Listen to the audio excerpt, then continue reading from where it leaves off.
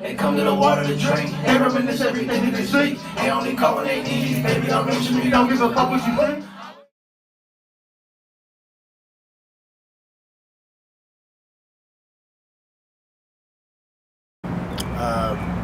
Eddie Rounds is a collective. It's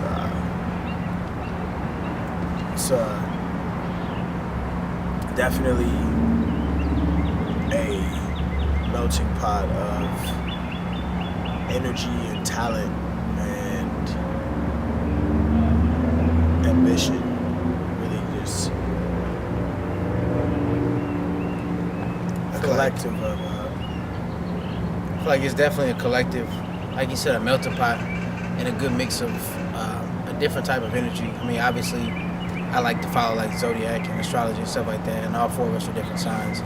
So naturally, I feel like we all bring something different to the table aside from the talents that we all bring. So I feel like Eddie Rounds is, like you said, a musical collective, you know, here for the outcast.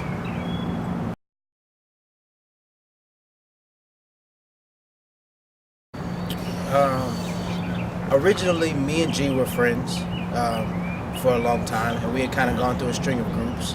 We invited Kay to join our first group, which was New Legend at the time, and we had about 12 members. Around the time New Legend got a chance to end, David was actually the last member that we invited to join, and that was kind of right before we switched form. We stopped going by New Legend for a little bit because one of the people in the group actually died from New York.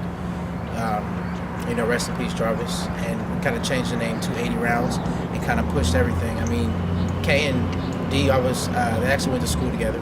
So for them, it was kind of, I'm sure they kind of always had some sort of a connection. Kaban actually introduced me to him, and when he did, I just felt, I mean, shit, we kind of all vibe. Like I said, it was a melting pot, and we kind of all realized what we brought to the table and kind of moved forward from there. It's kind of like four parts of this one whole pie, basically. You know, just kind of came together. It was, even though we all came from different backgrounds and different, you know, upbringings, it didn't really matter because we all kind of had the same mindset, the same kind of energy. So when it was bringing or introducing people and bringing people together, it was never a force or never a thing that so we had to try hard to do. Yeah, it just came organically, which is something that we definitely try to make sure and manifest in every decision that we make.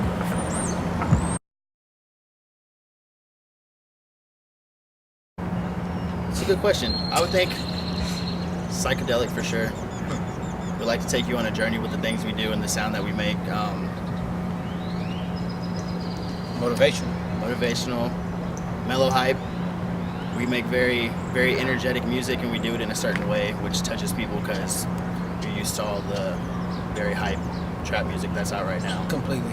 And we mimic a certain sound that people aren't doing right now, and we're catching a buzz off of it. So I feel like I explained it to somebody. It was kind of like a new hip hop alternative, a new age R&B alternative hip hop. I guess is what I would consider our genre. Because when we first came out, like as New Legend, I guess we wanted to do like this whole trip hop thing, where we kind of heavily incorporated screw beats and you know, like those melodies into our flows. Because almost none of us are from Houston, literally, possibly except these two and one of the other members that was in the group. So at that time, it was we wanted to be in trip hop. I feel like maybe as of taking the psychedelic journey that Andrade introduced us to, I feel like once we did that, maybe was it 2015? Once we did that in 2015, I think is when we kind of completely switched our mind as to how we wanted to approach people, kind of how we wanted to shape ourselves as a group, as a collective, as whatever, you know, people wanted to call us.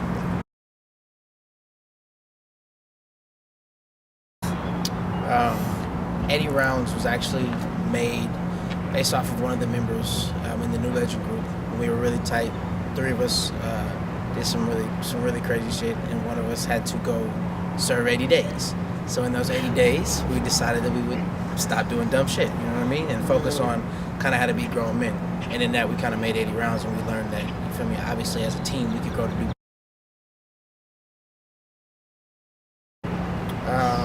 I'm sure for all of us it's different. I mean, for me, it's for sure, I mean, from listening to music, you know, listening to older music, because that's kind of all I do. These people say they get in my car and it's like a time machine. So honestly, it's hard for me to listen to new music. So 9 times out of 10, I'm still finding inspiration off of songs like from the 50s that people have never heard yet. So I don't know, I'm kind of weird. I'm sure they're different though. I say life.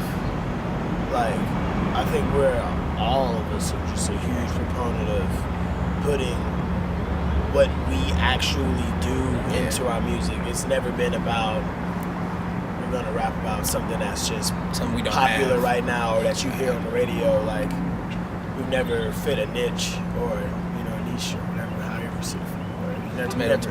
Yeah, you know, we never really fit a mold. So I think life has really just allowed us to form our music and our content because it's just, it happens every day. And like, our story, our lives is like a movie, and like all of us, it doesn't make any sense. Like, we're literally constantly every day saying like, this shit is out of a movie. Like, I don't understand how we're not being unreal filmed. how this shit's happening sometimes. And so it honestly just makes for content easily. Like, it just comes naturally. I mean, me personally, I get all my inspiration from the people I'm surrounded by, honestly.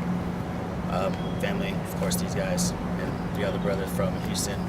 So I just feed off of the things that they do, the positivity they bring to my life, and just make art off of that.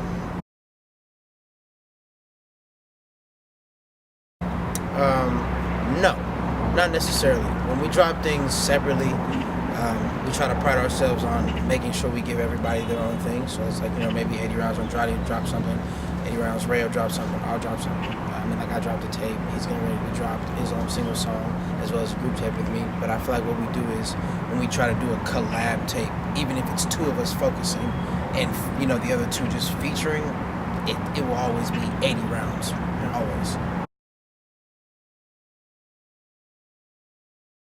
Ooh, my favorite song? Ooh, my favorite song is probably either Tokyo Drift by this guy or Lost by this guy. I think, Go look those up. fair enough. I think my favorite song would be, G just dropped Lift Off. I'll say Lift Off. Or we as a collective have a song called Contingent. That's me, that Ray. song's hard. Yeah, that's me, Ray, and G. I love that song. It's a pretty good song. Just good vibes.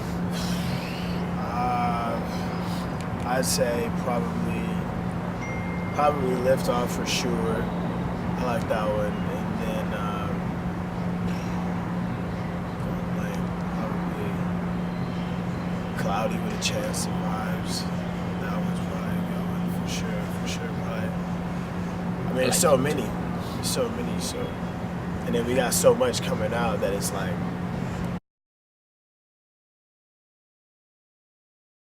Me personally, I honestly, Prince. I wanted to do a song with Prince. I had ideas to do a song with him and get The Weeknd on it, and also get Daft Punk to produce it. But you know, events happened. That can no longer happen. So. What about you? Dream collab.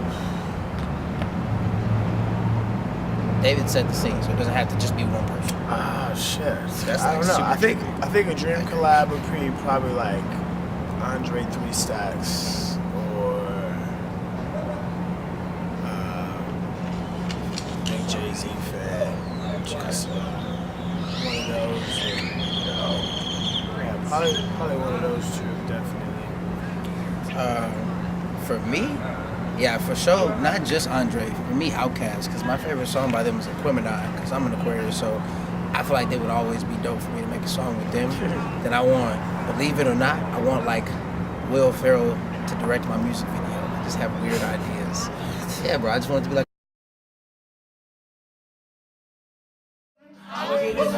Stay on the road, we still the best and we lit. I only go for the gold, crown them all.